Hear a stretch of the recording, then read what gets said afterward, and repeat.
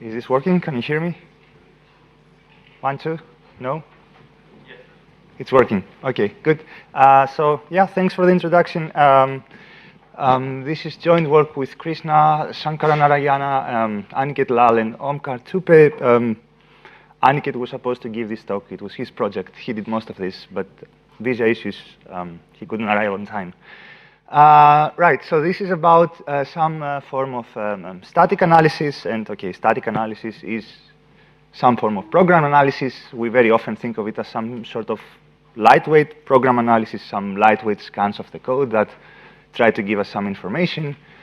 And well, in a continuous development setting, code changes, the static analysis needs to run again and again in newer versions of the code. This, of course, means that you pay the cost of just rerunning the analysis and potentially doing some overlapping work that you'd rather avoid.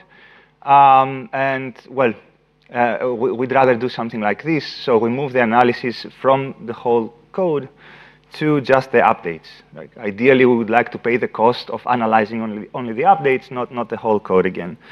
And, well, generally, this might or might not be possible, or in varying degrees. There have been a few approaches to this, typically relying on some sort of memoization or caching, right? You cache some results that you obtained already. But we don't have any running time guarantees typically. So in the worst case, even if you run the analysis on the update, it might have to touch the whole code again. So this talk is about some form of static analysis that people have used and for which we can actually provide some running time guarantees on the updates. And what does this analysis look like? Well, it's called Dyck or CFL reachability.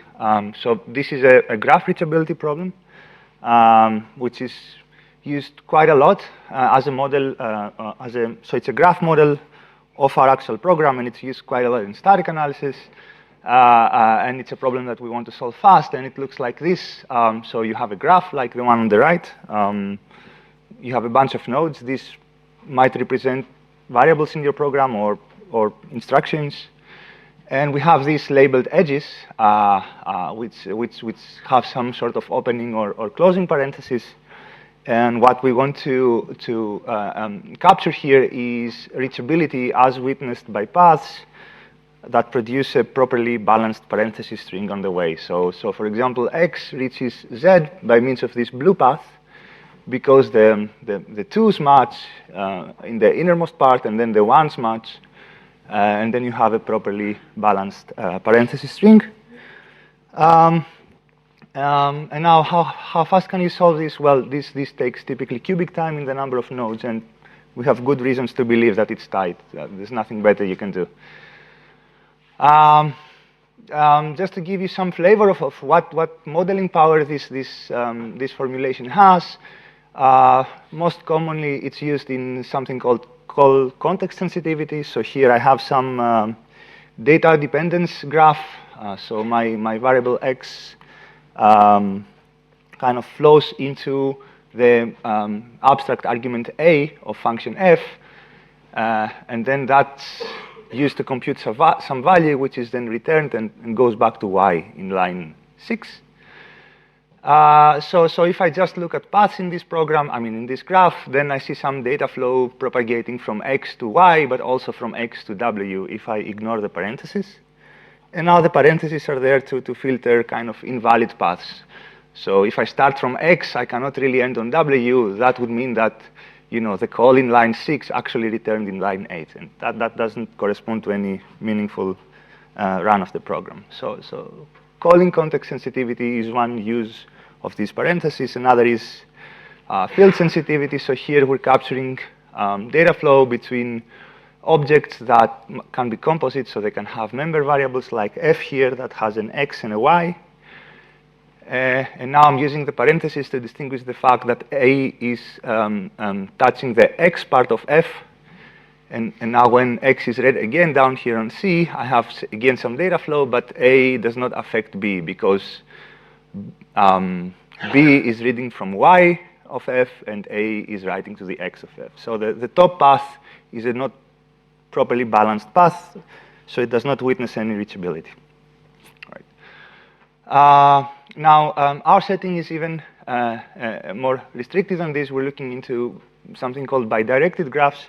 So this means that basically, whenever you open a parenthesis, as you transition from x to y, you have to close the same type of parenthesis when you transition from y to x.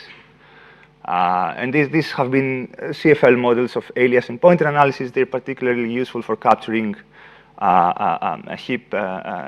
mutable heap data in this kind of data flow graphs. And they also serve as a quick over-approximation of more general CFL reachability, because, of course, whatever CFL reachable path you have in an original graph, you would also have in a bidirected extension of that graph. Right, so how fast can we actually solve now the same problem on bidirected graphs? Well, it's not hard to see that the reachability relation on this kind of graphs is actually an equivalence relation. If I have a path from x to y witnessing the reachability of y from x, then the same path backwards will have the same string. So it will also witness the reachability in the inverse direction. And this gives us a very simple scheme, actually, to compute reachability. Well, this means that actually the reachability relation will partition our graph into a number of strongly connected components, which we call Dyck strongly connected components. And then the computation of the whole of these components can be defined kind of recursively.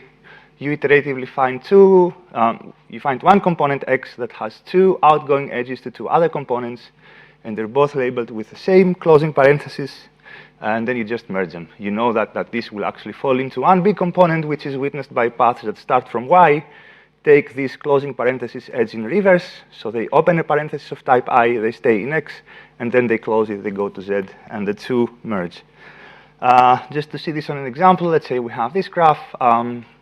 We can apply this rule already on the outgoing edges of U to merge x1 and x2. Now we have a new component, this x component, which again has two outgoing closing parenthesis edges of type 2.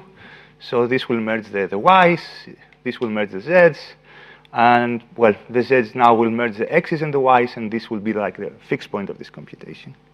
So it has some unification closure style taking place here, and well, we know that we can solve this problem basically in time now that is only quadratic in the number of nodes. Well, the precise complexity is listed up there. So it's m plus n times alpha n. M is the number of edges, n is the number of nodes. Alpha n is the inverse Ackermann function. It's a very slowly increasing function. But this can become quadratic in the worst case in the number of nodes. And now in on-the-fly setting, what we want to do is maintain these Dyck SSEs on the fly after inserting and deleting new edges. So really, we aim this kind of analysis to be very lightweight and run while the programmer is actually typing lines of code. Right, so how fast can you solve this? Well, before I go there, let me just illustrate this on a small example. So this is, again, a field-sensitive data flow analysis. So what we have is the code on the left. We have this tree class, and then we have some manipulation of three objects. And then we have our original code. At some point, we add line 12, and then we remove line 9. So our first DSCC decomposition will be the graph on the top. After adding line 1, we'll have the graph in the middle, and then after deleting the line 9, we'll have that graph in the bottom. Right, so the question is now, how fast can you do this? You might scratch your head a bit and also consider how fast could I do this in principle. You might be able to avoid this quadratic bounds, but it's kind of tricky to go below linear, because just a single edge addition can create a large number of components. So, this could change the size of your output quite a bit, so that, you might have to suffer a large cost, at least a linear cost, just because the size of your output changes by a linear factor. So then you might ask, can we at least do something like order n? And the answer is yes, we can. That's what we achieve here. So we can maintain on the fly these Dyck SSEs in pretty much linear time, well multiplied by the inverse Ackermann function. So it's better than quadratic, and we also have some practical heuristics that in practice seem to actually perform these updates pretty much in constant time. So just to give you some very little flavor of how this is achieved, actually inserting edges is easy. You can keep track of this component graph, and upon inserting a new edge, just carry forward the fixed point computation as you normally would in the offline setting. So you would merge these two, and then do some more merging, just like we did when we had a single instance of this problem. And this would give you the bound we're after. The tricky part happens when we have deletes. So for example, here, if I was to delete this edge x2 to y2, it's not really clear how I should start decomposing my graph. Here, the x's merge the y's, and the y's merge the z's, and the z's merge the x's and the y's again. So undoing this is not easy, and under the hood, the reason why this is not easy is because there's actually no efficient union find data structure that performs arbitrary unions. And union find is really the data structure that is used to support this efficient computation. So what do we do? In one slide, we define something we call primary Dyck strongly connected components, which are defined by some relation R here. So we say that two nodes x and y are related by R if it's actually the same node, or if there is another node u that is pointing to both x and y with the same closing parenthesis type. And then we take the transitive closure of this relation, and whenever two nodes are related by the transitive closure of this relation, then we have a primary DSSE, and that's how it looks pictorially here. So for example, x, y, and z are related because u is pointing to each of them. Z is also related to w via v.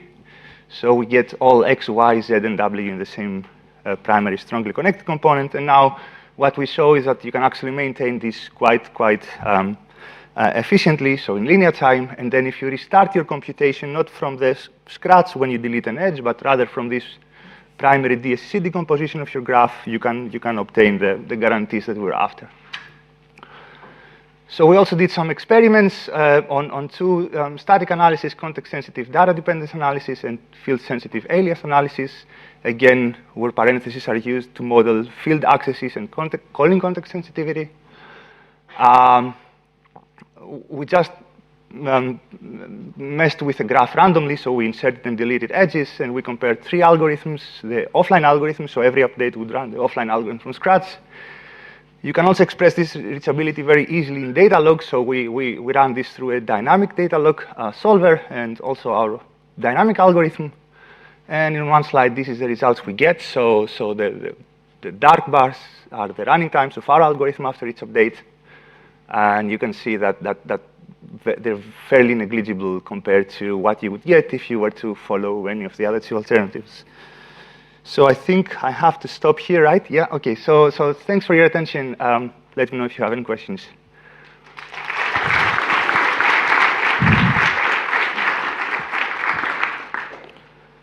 Any questions?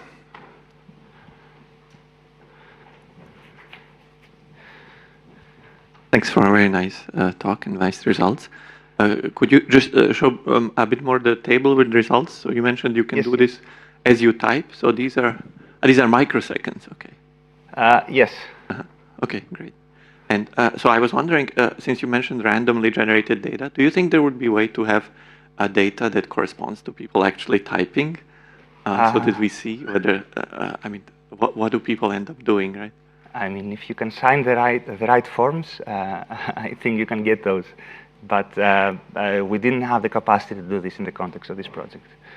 But you believe they exist, or you would gather them? I don't know if they exist. I would guess that it's not so hard to get them, assuming bureaucracy goes away somehow.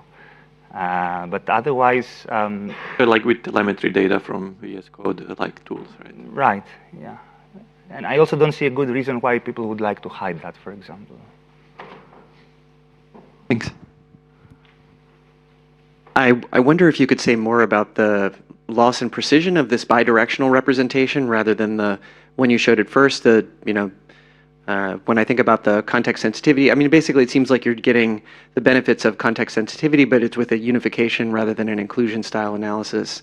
So I'm just wondering, why would I want this bidirectional graph in the first place, just for some context? Right. Some analysis can start this way just because it provides a quick over approximation that you can later refine. So it reduces effectively the